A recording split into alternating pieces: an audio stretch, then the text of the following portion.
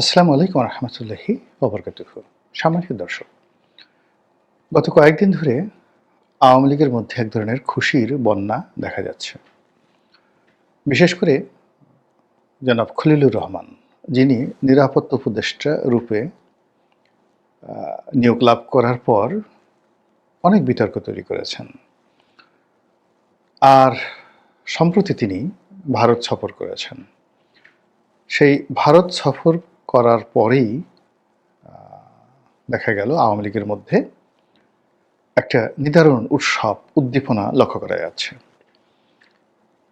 বাংলাদেশে যে সকল আওয়ামী লীগের নেতাকর্মীরা পালিয়ে আছেন, তাদের অনেকগুলো যে ইন্টারনাল কানেক্টিভিটি রয়েছে, নিজেদের মধ্যে তারা যে সকল কথাবার্তা বলে, তারপরে তাদের যে সকল ওয়েব মিটিংগুলো হয়, এগুলো লিক বা এগুলোর অনেক খণ্ডিত চিত্র ইন্টারনেটে অনেক সময় ভাইরাল হয়ে যায়। তো সেখানে গত এক সপ্তাহে দেখা যাচ্ছে যে তারা অনেকটা ইউরেকা কি যেন একটা পেয়ে গেছেন জনাব খলিলুর রহমান সাহেবের দিল্লি সফরের পর।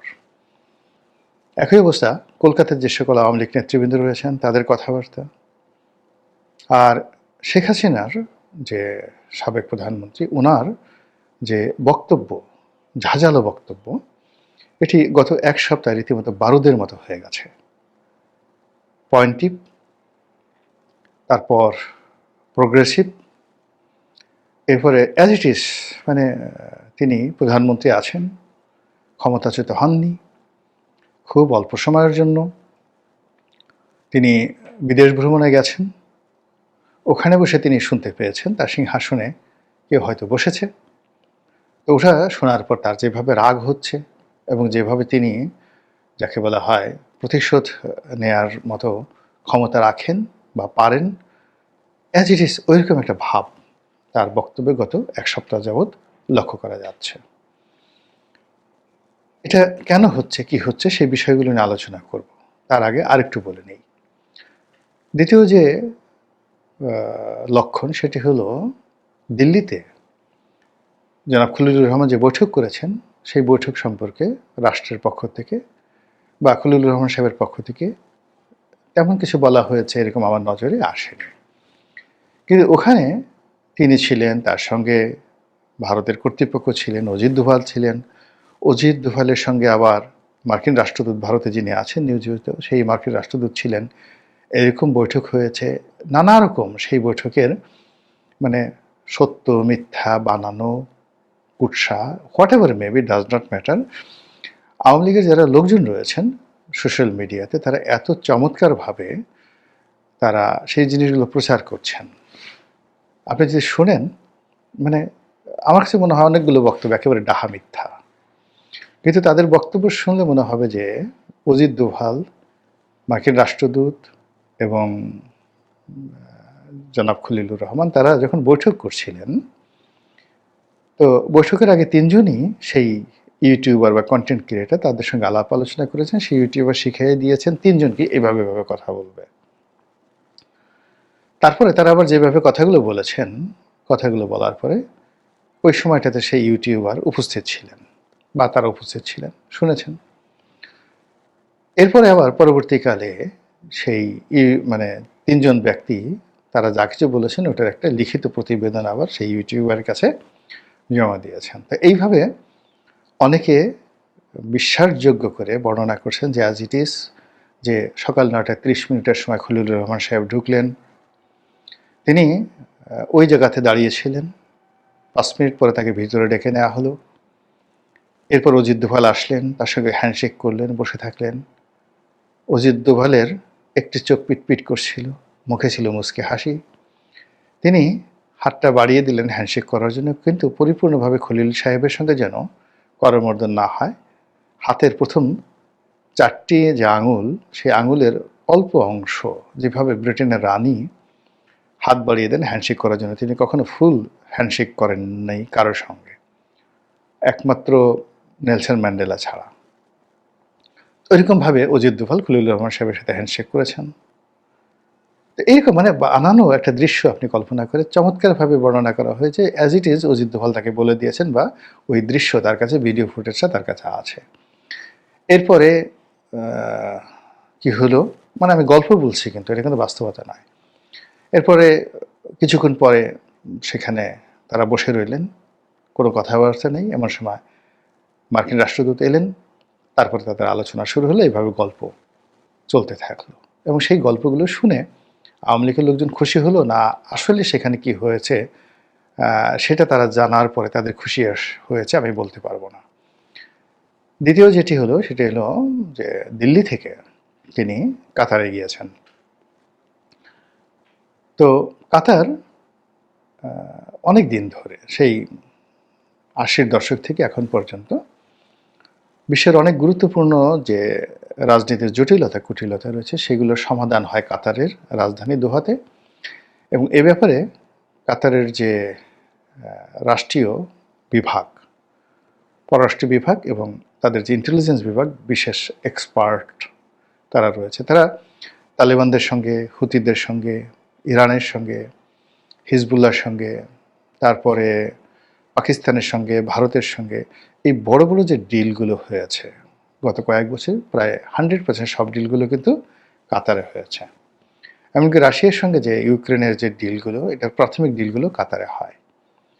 একবার দুবার এরদোয়ান চেষ্টা করেছিলেন সেটা তুরস্কে করার জন্য, কিন্তু সফল হয়নি। কাতার এখানে সফল হয়েছে। এখন সেই কাতারে গেছেন মিস্টার খলিল, এরকম খবর বের হয়েছে এবং সেখানে আবার আমেরিকান, আবার ভারতীয়, আবার এই যে বাংলাদেশে যারা লোকজন আছে তাদের সঙ্গে খলিলুর রহমান সাহেব বৈঠক করেছেন, সিরিজ বৈঠক করেছেন। এটা নিয়ে নানা রকম গল্প কাহিনী প্রকাশিত হচ্ছে এবং সেখানে কাতারের পক্ষে যারা অংশগ্রহণ করেছেন তাদের নাম ধাম সহ ডিটেলস ইউটিউবাররা বলে দিচ্ছেন। এবং সেখানে তারা যে কথাটা বলার চেষ্টা করছেন সেটা হলো যে ওখানে আওয়ামী লীগকে নিয়ে বার্গেনিং হচ্ছে, শেখ হাসিনাকে রাজনীতিকে ফেরানোর ব্যাপারে বার্গেনিং হচ্ছে, ইত্যাদি নানা রকম কথাবার্তা। এগুলো শুনলে আওয়ামী লীগের লোকজন না অনেক আনন্দ পায়, মজা পায়, তাদের মন শান্তিতে ভরে আসে। তো এই সকল কারণে তাদের মনে শান্তি কিনা আমি বলতে পারবো না। আপনি যদি সাম্প্রতিক সময় বিবিসি বাংলার সঙ্গে জনাব সজীব ওয়াজেদ জয়ের সাক্ষাৎকার দেখেন, তারপর ভারতের কয়েকটি টেলিভিশন মিডিয়ার সঙ্গে সজীব ওয়াজেদ জয়ের সাক্ষাৎকার দেখেন, আপনি তার বলার ধরন, প্রকৃতি, মানে তার শব্দচয়ন, বাংলাতে তার শব্দচয়ন এবং ইংরেজিতে তিনি এমনি অনেক অনেক ভালো বলেন এবং তার এই ইংরেজি বলাটা এখন জনাব তারেক রহমান সাহেব এবং ডক্টর মোহাম্মদ ইউনূস তাদের সকলের জন্য রীতিমতো লায়াবিলিটিসে পরিণত হয়েছেন।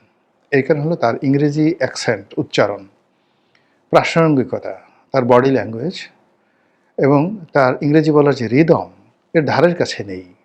মানে ডক্টর মোহাম্মদ ইউনূসের ইংরেজি যদি বলেন, তারেক রহমান সাহেবের ইংরেজি আমি তো কখনো শুনিনি, কিন্তু ডক্টর মোহাম্মদ ইউনূস সাহেবের বক্তব্য ইংরেজিতে যদি শুনেন আর জয়ের ইংরেজি যদি আপনি দেখেন, তাহলে এই দুইয়ের মধ্যে পার্থক্য হলো জয় যখন কথা বলেন তখন মনে হবে শশী থারুর কথা বলছেন, বারাক ওবামা কথা বলছেন, অথবা ক্লিনটন কথা বলছেন, অথবা মার্গারেট থ্যাচার কথা বলছেন। ইংরেজির মানটা ওই পর্যায়ের। আর তার পাশে যদি ডক্টর মোহাম্মদ ইউনূসের ইংরেজি দেন, আমার কাছে মনে হয় তিনি চট্টগ্রামের আঞ্চলিক ভাষায় ইংরেজি বলছেন অথবা বরিশালের আঞ্চলিক ভাষায় ইংরেজি বলছেন, এরকম আমার কাছে মনে হয়। এটা আমার ব্যক্তিগত অভিব্যক্তি। কিন্তু এর ফলে কি হলো, জয় বাংলায় বললে অনেকে খুশি হয়, কিন্তু ইংরেজিতে যদি জয় কোনো বক্তব্য দেন তাহলে এটা তার যারা রাজনৈতিক প্রতিপক্ষ তাদের গায়ে রীতিমতো কচুর বিষ লেগে যায়।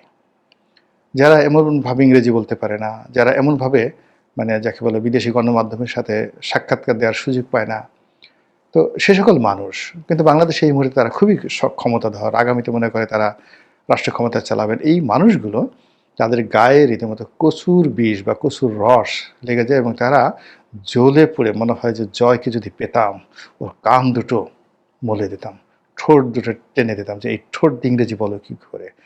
তারপর গালের, মানে আমরা যেটা একটা গালের এটাকে বলে হয় মানে কানসা, মানে গালের এবং কানের মাঝামাঝি যে জায়গাটি রয়েছে আর গালের যে যেটি অংশ রয়েছে সেটিকে আমরা মানে যাকে বলা হয়, অনেকে বলা হয় মানে এই এটা আঞ্চলিক অনেক সুন্দর একটা শব্দ আছে, কিন্তু আমার এটা এই মুহূর্তে আমার মনে আসছে না। তো গালটা ধরে আমরা টেনে দেই, এরকম যে অনেক আছে না যে গাল ধরে জোরে জোরে আপনি ওরে আমার কুটু বাবু রে, ওরে আমার টুসু বাবুরে, ওরে আমার পুনু বাবুরে। মানে একটা ছেলেকে বা শিশুকে আপনি আদর করতে চান, কিন্তু তার প্রতি আপনার খুব রাগ। এজন্য আপনাকে গাল টিপতে গিয়ে জোরে আপনি গাল টিপে দেন। তো ওই জোরে যে আপনি গাল টিপে দেন, শিশুটা কেঁদে ওঠে, কিন্তু তার বাবা-মা মনে করে যে আপনি তাকে আদর করছেন, কিন্তু শিশুটা টের পায় যে আপনি তাকে মারছেন। তো এখানে গালের একটা সুন্দর শব্দ আছে, মনে পড়েছে, টাউয়া। আমাদের মানে গ্রাম অঞ্চলে যখন আপনি ওইভাবে রাগ হয়ে কারো গাল টানবেন, তখন ওটাকে বলা হয় টাউয়া ধরে টান দিছে। টাউয়া, টয়াকার টা, রস্যু অন্তঃসয় আকার। মানে আমার হইল কি, অনেকগুলো এলাকায় থেকেছি, বাংলা ভাষা নিয়ে অনেকগুলো আঞ্চলিক শব্দ আমি জানি এবং ওটার প্রয়োগ জানি। তাহলে আদর করে যখন আপনি গণ্ডদেশ, গাল, মানে এগুলো স্পর্শ করবেন, ওটার চুম্বন যখন দিবেন তখন গালের একটা নাম হয়ে যায়। স্পর্শ করবেন তখন গালের আর একটা নাম হয়ে যায়। আর যখন রাগ হয়ে আপনি গাল টান দেবেন তখন গালের নাম হয় টাউয়া। টাউয়া ধরে আপনি টানছেন। এরকম তারেক রহমান সাহেব না ঠিক, বা জামাতের আমি শফিক সাহেব না, কিংবা ডক্টর মোহাম্মদ ইউনূস নন, কিন্তু তাদের যারা সমর্থক রয়েছেন, যারা চান যে তাদের নেতারাও জনাব সজীব ওয়াজেদ জয়ের চেয়ে অনেক ভালো ইংরেজি বলবেন, কিন্তু যখন দেখেন এরকম ইংরেজি তারা শুনতে পান না, কিন্তু জয়ের মুখ দিয়ে ধরনের কথাবার্তা আসে, তখন সবাই মনে হয় যে বেটা টাউয়া ধরে যদি জোরে মতো কয়েকটা টান দিতে পারতাম, এরকম অবস্থা। তো জয় সাম্প্রতিক সময় যে ইংরেজিতে যে ভাষণগুলো দিচ্ছেন, এটা যথেষ্ট উত্তেজনা তৈরি করছে তার প্রতিপক্ষের মধ্যে। আর তিনিও কথা বলতে বলতে ধীরে ধীরে আরও প্রোগ্রেসিভ হচ্ছেন, পয়েন্টিভ হচ্ছেন, প্রফেশনাল হচ্ছেন, এবং আওয়ামী লীগের যারা লোকজন রয়েছেন তাদের মধ্যে আশা জাগাচ্ছেন।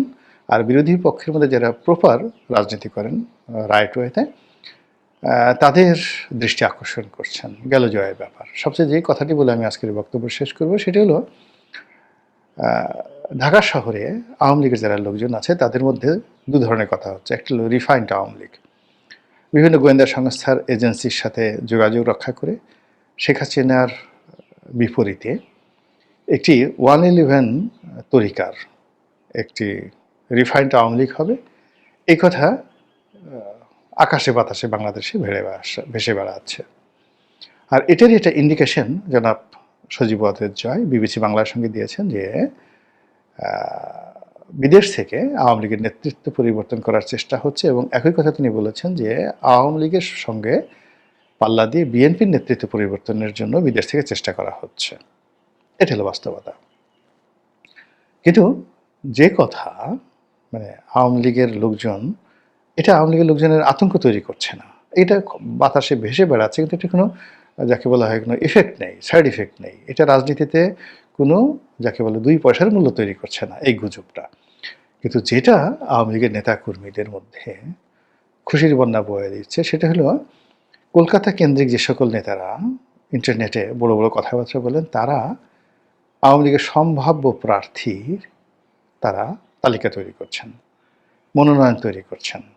অ্যাজ ইট ইজ যে সামনে যে ইলেকশন আসছে, সেই ইলেকশনে আওয়ামী লীগ পার্টিসিপেট করবে under the leadership of Sheikh Hasina or Sajeeb Wazed Joy or anybody.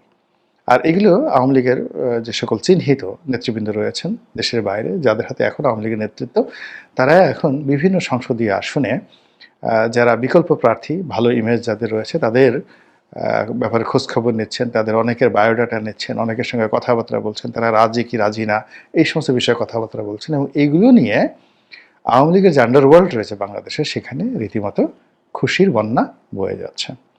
তো বোঝার চেষ্টা করুন যে বাংলাদেশের এখন যে শ্বাসরুদ্ধকর একটি অবস্থা, সব কিছুর মধ্যে একটা থমথমে অবস্থা, সেই অবস্থার মধ্যে বেগম যে অসুস্থ, তারেক রহমান সাহেব আসতে পারছেন না, তখন আওয়ামী লীগের এই যে খুশির বন্যা, এর মধ্যে আপনি কি ইঙ্গিত খুঁজে পান?